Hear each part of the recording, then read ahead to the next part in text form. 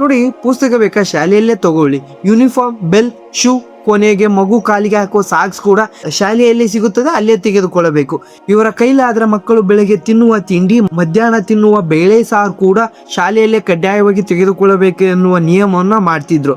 ಆದರೆ ಇಷ್ಟೆಲ್ಲ ಬಲವಂತ ಮಾಡಿಕೊಳ್ಳುವ ನಮ್ಮ ಖಾಸಗಿ ಶಾಲೆಗಳಿಗಿಂತ ನೀವು ಹೊರಗಡೆ ಮುಕ್ತವಾಗಿ ಪಡೆದುಕೊಳ್ಳಬಹುದದ್ದು ಒಂದೇ ಒಂದು ವಿಷಯ ಅಂದ್ರೆ ಅದು ಶಿಕ್ಷಣ. ಹೌದು, ಅದಕ್ಕೋಸ್ಕರ ನೀವು ಹೊರಗಡೆ ಮತ್ತೆ ದುಡ್ಡು ಕೊಟ್ಟು ಟ್ಯೂಷನ್ ನೀಡಬೇಕು. ನಮ್ಮ ದೇಶದಲ್ಲಿ ಜನಸಂಖ್ಯೆ ನಿಯಂತ್ರಿಸಕ್ಕೆ ಸರ್ಕಾರ ಎಷ್ಟೋ ದೊಡ್ಡ ದೊಡ್ಡ ಪಾಲಿಸಿಗಳನ್ನ ತರ್ತಾ ಇದೆ. ಅವು ಅಷ್ಟಾಗಿ ಕೆಲಸ ಮಾಡಲಿಲ್ಲ. ಆದರೆ ನಮ್ಮ ದೇಶದ ಖಾಸಗಿ ಶಾಲೆಗಳು ಯಾವುದೇ ಪಾಲಿಸಿ ಇಲ್ಲದೆ ಜನಸಂಖ್ಯೆಯನ್ನು ನಿಯಂತ್ರಿಸುವಲ್ಲಿ ದೊಡ್ಡ ಕೊಡುಗೆಯನ್ನು ನೀಡ್ತಾ ಇದ್ದೇವೆ. ಹೇಗೆ ಗೊತ್ತಾ? ಒಂದು ಮಗುವಿನ LKG ಅಥವಾ UKG ಶಾಲೆ ಫೀಸ್ ಕಟ್ಟೋದನ್ನೇ ಇವತ್ತು ಅಷ್ಟೊಂದು ಜಾಸ್ತಿ ಮಾಡಿಬಿಟ್ಟಿದ್ದಾರೆ. ಅಂದರೆ ಒಬ್ಬ ಸಾಮಾನ್ಯ ಮಧ್ಯಮ ವರ್ಗದ ಮನುಷ್ಯ 2 ಮಗುವಿನ ಬಗ್ಗೆ ಯೋಚನೆ ಮಾಡುವುದಕ್ಕೆ ಹೆದರ್ತಾನೆ. ಗೌರ್ಮೆಂಟ್ ಸ್ಕೂಲ್ನಲ್ಲಿ ಓದೋಕೆ ಯಾರಿಗೂ ಇಷ್ಟ ಇಲ್ಲ, ಆದರೆ ಸರ್ಕಾರಿ ಕೆಲಸ ಮಾತ್ರ ಬೇಕು. ಯಾಕೆಂದ್ರೆ ಕೆಲಸ ಸಿಕ್ಕಿದ ಮೇಲೆ ಓದೋ ಅವಶ್ಯಕತೆ ಇರಲ್ಲ ಅನ್ನೋ ನಮ್ಮವರ ನಂಬಿಕೆ. ನೀವು ಇರುವ ಸೊಸೈಟಿಯಲ್ಲೋ ಅಥವಾ ಕಾಲೋನಿಯಲ್ಲೋ ನಿಮ್ಮ ಮಗು ಏನಾದರೂ ಸರ್ಕಾರಿ ಶಾಲೆಗೆ ಹೋಗ್ತಾ ಇದ್ದಾನೆ ಅಂದ್ರೆ ನಿಮ್ಮ ಗೌರವ ಮತ್ತು ನಿಮ್ಮ ಸ್ಟೇಟಸ್ ಕಡಿಮೆ ಆಗಿಬಿಡುತ್ತೆ ಅನ್ನೋ ನಿಮ್ಮ ಭಯ ನಿಮ್ಮನ್ನು ಕಾಡ್ತಾ ಇರುತ್ತೆ.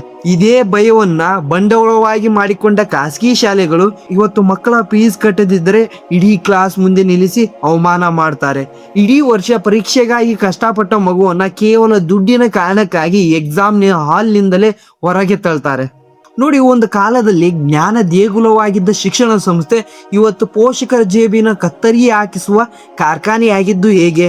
ಮನೆಯಲ್ಲೇ ಕುಳಿತು ಜ್ಞಾನದ ಮುಖವಾಡ ಹಾಕಿಕೊಂಡಿರುವ ಈ ಖಾಸಗಿ ಶಾಲೆಯ ಅಸಲಿ ಮಾಫಿಯಾವನ್ನು ಇವತ್ತು ನಾವು ಪಾಯಿಂಟ್ ಆಗಿ ಬಿಚ್ಚಿಡೋಣ. ಈ ಕಥೆಯ ಅಸಲಿ ಆಟ ಶುರುವಾಗುವುದು ಇಲ್ಲಿಂದ. ನಮ್ಮ ದೇಶದಲ್ಲಿ ಒಂದು ಪ್ರೈವೇಟ್ ಲಿಮಿಟೆಡ್ ಕಂಪನಿ ಶುರು ಮಾಡುವುದು ಎಷ್ಟು ಸುಲಭ ಗೊತ್ತಾ? ದುಡ್ಡಿದ್ದರೆ ಸಾಕು, ಆಫೀಸ್ ತೆರೆದು ಬಿಸ್ನೆಸ್ ಮಾಡಬಹುದು. ಆದರೆ ಭಾರತದ ಕಾನೂನಿನ ಪ್ರಕಾರ ನೀವು ಕೇವಲ ಲಾಭ ಗಳಿಸುವುದಕ್ಕಾಗಿ ಒಂದು ಪ್ರೈವೇಟ್ ಶಾಲೆಯನ್ನು ತೆರೆಯಲು ಸಾಧ್ಯವಿಲ್ಲ. ಹೌದು, RTO ಆಕ್ಟ್ 2009 ಮತ್ತು ಕಂಪನಿ ಕಾಯ್ದೆಯ ಪ್ರಕಾರ ನೀವು ಶಾಲೆ ನಡೆಸಬೇಕಾದರೆ ಅದು ನಾನ್ ಪ್ರಾಫಿಟ್ ಸೊಸೈಟಿ ಅಥವಾ ಚಾರಿಟೇಬಲ್ ಟ್ರಸ್ಟ್ ಆಗಿರಬೇಕು. ಇದರ ಸರಳ ಅರ್ಥ ಇಷ್ಟೇ: ಶಾಲೆ ಎನ್ನುವುದು ಒಂದು ಸಮಾಜ ಸೇವೆ. ಪೋಷಕರು ಕಟ್ಟುವ ಫೀಸ್ನಿಂದ ಬರುವ ಪ್ರತಿಯೊಂದು ರೂಪಾಯಿ ಲಾಭವನ್ನ ಶಾಲೆಯ ಒಳಗೆ ಮಕ್ಕಳ ಬೆಳವಣಿಗೆಗಾಗಿ ಬಳಸಬೇಕು ಹೊರತು ಮಾಲೀಕರು ಆ ದುಡ್ಡನ್ನು ಮನೆಗೆ ತೆಗೆದುಕೊಂಡು ಹೋಗುವಂತಿಲ್ಲ ಅಂತ. ಕಾಗದದ ಮೇಲೆ ಈ ಕಾನೂನನ್ನ ಕೇಳಲು ಎಷ್ಟು ಅದ್ಭುತವಾಗಿದೆ ಅಲ್ವಾ? ಆದರೆ ಇವತ್ತಿನ ವಾಸ್ತವದಲ್ಲಿ ಏನಾಗಿದೆ ಗೊತ್ತಾ? ಇದೇ ನಾನ್ ಪ್ರಾಫಿಟ್ ಅಥವಾ ಸಮಾಜ ಸೇವೆ ಎಂಬ ಮುಖವಾಡ ಇವತ್ತು ದೇಶದ ದೊಡ್ಡ ದೊಡ್ಡ ರಾಜಕಾರಣಿಗಳು, ಬಿಲ್ಡರ್ಗಳು ಮತ್ತು ಭೂ ಮಾಫಿಯಾಗಳಿಗೆ ಅತ್ಯಂತ ನೆಚ್ಚಿನ ಬಿಸ್ನೆಸ್ ಆಗಿಬಿಟ್ಟಿದೆ. ಯಾಕೆಂದರೆ ಬ್ಲ್ಯಾಕ್ ಮನಿಯನ್ನು ವೈಟ್ ಮಾಡಲು, ಟ್ಯಾಕ್ಸ್ ಕಳ್ಳತನ ಮಾಡಲು ಮತ್ತು ಬೇರೆ ಬಿಸ್ನೆಸ್ ಲಾಭಗಳಿಗೆ ಇಲ್ಲಿ ತಂದು ಒರಗಿಸಲು ಇದಕ್ಕಿಂತ ಬೆಸ್ಟ್ ಆಪ್ಷನ್ ಮತ್ಯಾವುದೂ ಇಲ್ಲ. ಒಂದು ಕಾಲದಲ್ಲಿ ಯಾರ ಕೈಯಲ್ಲಿ ಫ್ಯಾಕ್ಟರಿಗಳು, ರಾಜಕೀಯ ದರ್ಪ, ಕೊನೆಗೆ ಕೆಲವು ಕೇಸ್ಗಳಲ್ಲಿ ಆಯುಧಗಳು ಇರುತ್ತಿದ್ದವು.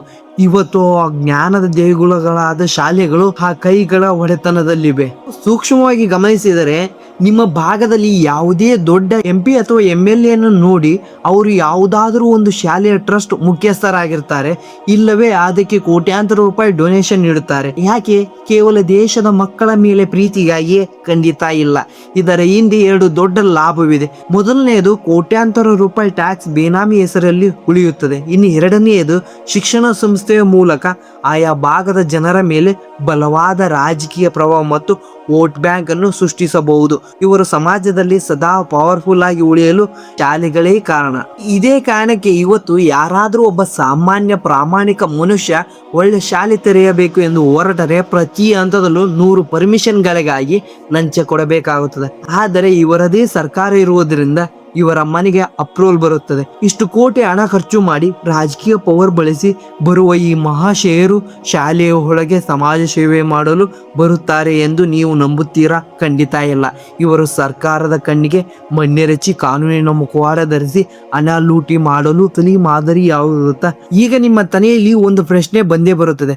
ಕಾನೂನು ಇಷ್ಟೊಂದು ಸ್ಟ್ರಿಕ್ಟ್ ಆಗಿದೆ, ಶಾಲೆಯ ಲಾಭದ ದುಡ್ಡನ್ನು ಮನೆಗೆ ತೆಗೆದುಕೊಳ್ಳುವಂತಿಲ್ಲ ಅಂತ ಅಫೆಂಡಬಲ್ ಕೂಡ ಬರೆಸಿಕೊಳ್ತಾರೆ. ಹಾಗಾದರೆ ಈ ಶಾಲೆಯ ಮಾಲೀಕರು ಅಷ್ಟೊಂದು ಕೋಟಿ ರೂಪಾಯಿ ದುಡ್ಡನ್ನು ತಮ್ಮ ಸ್ವಂತ ಜೇಬಿಗೆ ಇರಿಸಿಕೊಳ್ಳುವುದು ಹೇಗೆ? ಇಲ್ಲೇ ಇರೋದು ನೋಡಿ ಅಸಲಿ ಇಂಜಿನಿಯರಿಂಗ್. ಇಡೀ ಪ್ರೈವೇಟ್ ಶಾಲೆಯ ವ್ಯವಸ್ಥೆ ಒಂದು ನಿಗೂಢ ರಹಸ್ಯದ ಮೇಲೆ ನಡೆಯುತ್ತದೆ. ಈ ಇಡೀ ಆಟದಲ್ಲಿ 3 ಪಾತ್ರಗಳಿವೆ. ಮೊದಲನೇದು ಶಾಲೆ, ಇನ್ನು ಎರಡನೆಯದು ಶಾಲೆಯಲ್ಲಿ ನಡೆಸುವ ನಾನ್ ಪ್ರಾಫಿಟ್ ಟ್ರಸ್ಟ್, ಮತ್ತು ಮೂರನೆಯದು ಸರ್ಕಾರದ ಕಣ್ಣಿಗೆ ಕಾಣದಂತೆ ಇವರು ಹಿಂಬಾಗಿಲಿನಿಂದ ಸ್ಥಾಪಿಸಿದ ಒಂದು ಪ್ರೈವೇಟ್ ಲಿಮಿಟೆಡ್ ಕಂಪನಿ. ಟ್ರಸ್ಟ್ಗಳು ಈ ಪ್ರೈವೇಟ್ ಲಿಮಿಟೆಡ್ ಕಂಪನಿ ಯಾಕೆ ಮಾಡ್ತಾರೆ ಗೊತ್ತಾ? ಒಂದು ಶಾಲೆಯನ್ನು ಕಟ್ಟಲು ಮತ್ತು ನಡೆಸಲು ಕೋಟ್ಯಾಂತರ ರೂಪಾಯಿ ಖರ್ಚಾಗುತ್ತೆ. ಸ್ಕೂಲ್ಗೆ ಕಂಪ್ಯೂಟರ್ ಬೇಕು, ಸಾಫ್ಟ್ವೇರ್ ಬೇಕು, ಬೆಂಚ್ ಫರ್ನಿಚರ್ ಬೇಕು, ಲ್ಯಾಬ್ ಉಪಕರಣಗಳು ಬೇಕು.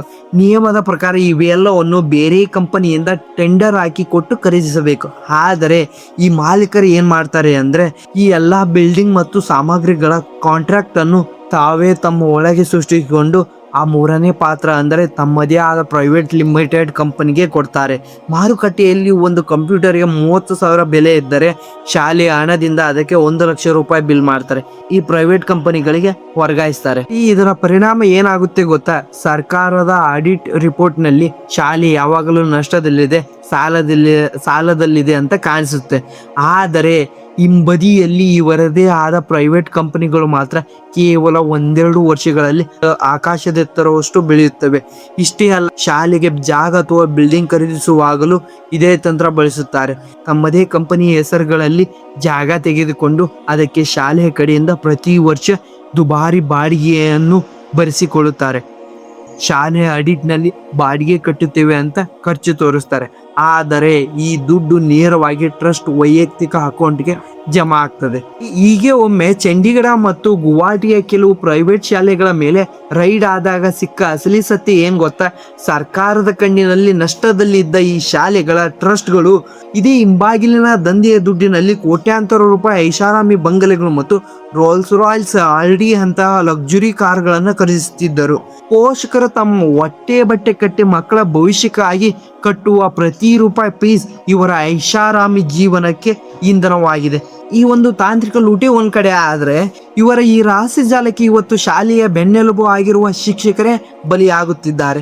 ಯಾವ ಶಿಕ್ಷಕರು ಒಂದು ಶಾಲೆಯ ಅಸಲಿ ಬೆನ್ನೆಲುಬು ಆಗಿರ್ತಾರೋ, ಯಾರು ಜ್ಞಾನದಿಂದ ಇವತ್ತು ಲಕ್ಷಾಂತರ ಮಕ್ಕಳನ್ನು ಬೆಳೆಸುತ್ತಿದ್ದಾರೋ, ಅದೇ ಶಿಕ್ಷಕರನ್ನು ಈ ಖಾಸಗಿ ಶಾಲೆಗಳು ಹೇಗೆ ಶೋಷಣೆ ಮಾಡುತ್ತವೆ ಗೊತ್ತಾ? ಒಂದು ಪ್ರೈವೇಟ್ ಶಾಲೆಯ ಸರ್ಕಾರದಿಂದ NOC ಪಡೆದುಕೊಂಡಾಗ ಮತ್ತು CBSE ಅಪ್ಲಿಕೇಶನ್ ತೆಗೆದುಕೊಂಡಾಗ ಲಿಖಿತ ರೂಪದಲ್ಲಿ ಬರೆದು ಕೊಡಬೇಕಾಗುತ್ತದೆ. ಹೀಗೆ ಯಾವ ಶಿಕ್ಷಕರು ಒಂದು ಶಾಲೆಯ ಅಸಲಿ ಬೆನ್ನೆಲುಬು ಆಗಿರ್ತಾರೋ, ಯಾರು ಜ್ಞಾನದಿಂದ ಇವತ್ತು ಲಕ್ಷಾಂತರ ಮಕ್ಕಳು ಬೆಳೆಯುತ್ತಿದ್ದಾರೋ, ಅದೇ ಶಿಕ್ಷಕರನ್ನ ಈ ಖಾಸಗಿ ಶಾಲೆಗಳು ಹೇಗೆ ಶೋಷಣೆ ಮಾಡುತ್ತವೆ ಗೊತ್ತಾ? ಒಂದು ಪ್ರೈವೇಟ್ ಶಾಲೆ ಸರ್ಕಾರದಿಂದ NOC ಪಡೆದುಕೊಳ್ಳುವಾಗ ಮತ್ತು CBSE ಫಿಡಿಯೇಷನ್ ತೆಗೆದುಕೊಳ್ಳುವಾಗ ಲಿಖಿತ ರೂಪದಲ್ಲಿ ಬರೆದುಕೊಳ್ಳಬೇಕಾಗುತ್ತದೆ. ಸರ್ಕಾರದ ಶಿಕ್ಷಕರಿಗೆ ಕೊಡುವಷ್ಟೇ ಸಮಾನ ಸಂಬಳವನ್ನು ನೀಡುತ್ತೇವೆ ಅಂತ. ಕಾಗದದ ಮೇಲೆ ಇರುವ ಸಂಬಳ 30,000 ರಿಂದ 40,000 ರೂಪಾಯಿ ಅಂತ ದೊಡ್ಡದಾಗಿ ಇರುತ್ತದೆ. ಆದರೆ ವಾಸ್ತವದಲ್ಲಿ ಇವರಿಗೆ ಸಿಗುವುದು ಎಷ್ಟು ಗೊತ್ತಾ? ಕೇವಲ 6,000 ರಿಂದ 7,000 ರೂಪಾಯಿ. ಈಗ ನಿಮ್ಗೆ ಅನಿಸ್ಬೋದು, ಬ್ಯಾಂಕ್ ಅಕೌಂಟ್ಗೆ ಸಂಬಳ ಜಮಾ ಆಗುತ್ತೆ, ಇವರು ಹಗರಣ ಮಾಡೋಕೆ ಸಾಧ್ಯ ಇಲ್ಲ ಅಂತ. ಇಲ್ಲೇ ಇರೋದು ನೋಡಿ ಅವರ ಅನಾಮಿಕ ಬುದ್ಧಿ. ಇವತ್ತು ದೇಶದಲ್ಲಿ 90% ಖಾಸಗಿ ಶಿಕ್ಷಣ ಶಾಲೆಗಳಿಗೆ ಅಪಾರ್ಟ್ಮೆಂಟ್ ಆರ್ಡರ್ ಕೊಡುವಾಗಲೇ ಒಂದು ಷರತ್ತನ್ನು ಹಾಕಿರ್ತಾರೆ. ಅದೇನೆಂದರೆ, ಶಿಕ್ಷಕರು ತಮ್ಮ ಇಡೀ ವರ್ಷ ಸಹಿ ಮಾಡಿ ಖಾಲಿ ಚೆಕ್ ಬುಕ್ ಅಥವಾ ತಮ್ಮ ಬ್ಯಾಂಕ್ ಅಕೌಂಟ್ ATM ಕಾರ್ಡ್ ಮತ್ತು ಪಿನ್ ನಂಬರ್ ಅನ್ನು ಖಾಸಗಿ ಮಾಲೀಕರಿಗೆ ಕೈ ಒಪ್ಪಿಸಬೇಕು ಅಂತ. ನೋಡಿ, ಪ್ರತಿ ತಿಂಗಳು ಶಾಲೆಯ ಮ್ಯಾನೇಜ್ಮೆಂಟ್ ಶಿಕ್ಷಕರ ಅಕೌಂಟ್ಗೆ ನಿಯಮ ಪ್ರಕಾರ 30,000 ಸಂಬಳವನ್ನು ಜಮಾ ಮಾಡ್ತಾರೆ. ಆದರೆ ಸಂಬಳ ಜಮೆಯಾದ ಕೆಲವೇ ಗಂಟೆಗಳಲ್ಲಿ ಮಾಲೀಕರು ಆ ATM ಕಾರ್ಡ್ ಅಥವಾ ಚೆಕ್ ಬುಕ್ ಅನ್ನು ಬಳಸಿ 24,000 ರೂಪಾಯಿಯನ್ನ ತಾವೇ ಹಿಂಬದಿಯಿಂದ ಡ್ರಾ ಮಾಡ್ಕೊಳ್ತಾರೆ. ಶಿಕ್ಷಕರಿಗೆ ಸಿಗೋದು ಬರೀ ಕೇವಲ 6,000 ರೂಪಾಯಿ ಮಾತ್ರ. ಇತ್ತೀಚೆಗೆ ಶಾಲೆ ಒಂದರ ಡೈರೆಕ್ಟರ್ನ ಬ್ಯಾಂಕ್ನವರೇ ಹಿಡಿದು ಅರೆಸ್ಟ್ ಮಾಡಿ ಕೊಟ್ಟಿದ್ರು. ಯಾಕೆ ಗೊತ್ತಾ? ರಾತ್ರಿ 11 ಗಂಟೆಗೆ ಆದ ತಕ್ಷಣ ಈ ಎಲ್ಲಾ ಶಿಕ್ಷಕರು ATM ಕಾರ್ಡ್ ಜೇಬಿಗೆ ಹಾಕೊಂಡು ತಾನೇ ATM ಸೆಂಟರ್ ನಲ್ಲಿ ನಿಂತು ದುಡ್ಡನ್ನ ಡ್ರಾ ಮಾಡ್ಕೊಳ್ತಿದ್ದ. ಆ ದೃಶ್ಯ CCTVಯಲ್ಲಿ ಸೆರೆ ಆಗಿತ್ತು. ಶಿಕ್ಷಕರು ಇಷ್ಟೆಲ್ಲ ಆಗಿದ್ರು ಯಾಕೆ ಸುಮ್ಮನೆ ಇರ್ತಾರೆ ಗೊತ್ತಾ? ಅವರದ ಅಸಹಾಯಕತೆ. ಒಂದು ವೇಳೆ ಈ ATM ಕಾರ್ಡ್ ಕೊಡದಿದ್ರೆ ಕೆಲಸದಿಂದ ತೆಗೆದಾಕ್ತಾರೆ. ಕೊನೆಗೆ ಬೇರೆ ಕಡೆಗೆ ಕೆಲಸ ಸಿಗದ ಹಾಗೆ ಎಕ್ಸ್ಪೀರಿಯನ್ಸ್ ಸರ್ಟಿಫಿಕೇಟ್ ಕೂಡ ಕೊಡಲ್ಲ ಅಂತ ಎದುರಿಸ್ತಾರೆ. ಬೆಳಗಿನಿಂದ ಸಂಜೆವರೆಗೂ ದುಡಿದು ಲೈಬ್ರರಿಯಲ್ಲಿ ಕುಳಿತು 4 ತಾಸು ವಿಷಯವನ್ನು ಕಲಿತರು ಇವರಿಗೆ ಸಮಯ ಕೊಡದೆ ಶಾಲೆಯ ಎಲ್ಲಾ ಗುಮಸ್ತ ಕೆಲಸವನ್ನು ಇವರಲ್ಲೇ ಮಾಡಿಸಿಕೊಳ್ಳುತ್ತಾರೆ. ಯಾವ ಶಿಕ್ಷಕರು ಸಮಾಜಕ್ಕೆ ಆದರ್ಶವಾಗಬೇಕು ಅವರೇ ಇವತ್ತು ಖಾಸಗಿ ಶಾಲೆಗಳ ಜೀತದಾಳಾಗಿದ್ದಾರೆ. ಇದೇ ಕಾರಣಕ್ಕೆ ಇವತ್ತು ಖಾಸಗಿ ಶಾಲೆಯ ಶಿಕ್ಷಕರು 35 ರಿಂದ 40 ವರ್ಷ ವಯಸ್ಸಾದರೂ ಹೇಗಾದರೂ ಮಾಡಿ ಸರ್ಕಾರಿ ಕೆಲಸ ಪಡೆಯಬೇಕು ಅಂತ ಹಗಲಿರುಳು ರಾತ್ರಿ ಓದ್ತಾರೆ. ನಮ್ಮ ದೇಶದ ಜನರನ್ನು ಖಾಸಗಿ ಆಸ್ಪತ್ರೆಗಳು ಮತ್ತು ಖಾಸಗಿ ಶಾಲೆಗಳು ಲೂಟಿ ಮಾಡಿದಷ್ಟು ಮತ್ಯಾರು ಲೂಟಿ ಮಾಡಲ್ಲ. ಶಿಕ್ಷಣ ಎನ್ನುವುದು ವ್ಯಾಪಾರವಲ್ಲ, ಅದೊಂದು ದೇಶದ ಭವಿಷ್ಯ. ನಮ್ಮಲ್ಲಿರುವ ಟೆರಸ್ ಎಂಬುವ ಭ್ರಮೆ ಬಿಟ್ಟು ಸರ್ಕಾರಿ ಶಿಕ್ಷಣ ವ್ಯವಸ್ಥೆ ಬಲಪಡಿಸಲು ನಾವು ಧ್ವನಿ ಎತ್ತಲೇಬೇಕು. ಭವಿಷ್ಯದಲ್ಲಿ ಸಾಮಾನ್ಯ ಜನರು ಮತ್ತು ಬಡವರ ಮಕ್ಕಳಿಗೆ ಶಿಕ್ಷಣ ಅನ್ನೋದು ಕೇವಲ ಕನಸಾಗಿ ಉಳಿಯುತ್ತದೆ. ನಾವು ಕಣ್ಣು ಮುಚ್ಚಿ ಕೂತರೆ ನಮ್ಮ ಮಕ್ಕಳ ಭವಿಷ್ಯ ಇವರೇ ಕಾರ್ಪೊರೇಟರ್ ಕಚೇರಿಯಲ್ಲಿ ಕೇವಲ ಒಂದು ಹಣದ ಚೀಟಿಯಾಗಿ ಉಳಿಯುತ್ತದೆ. ಇನ್ ಕೇಸ್ ಇನ್ನು ಯಾರು ಈ ಚಾನಲ್ನ ಸಬ್ಸ್ಕ್ರೈಬ್ ಮಾಡ್ಕೊಂಡಿಲ್ಲ, ಪ್ಲೀಸ್ ಸಬ್ಸ್ಕ್ರೈಬ್.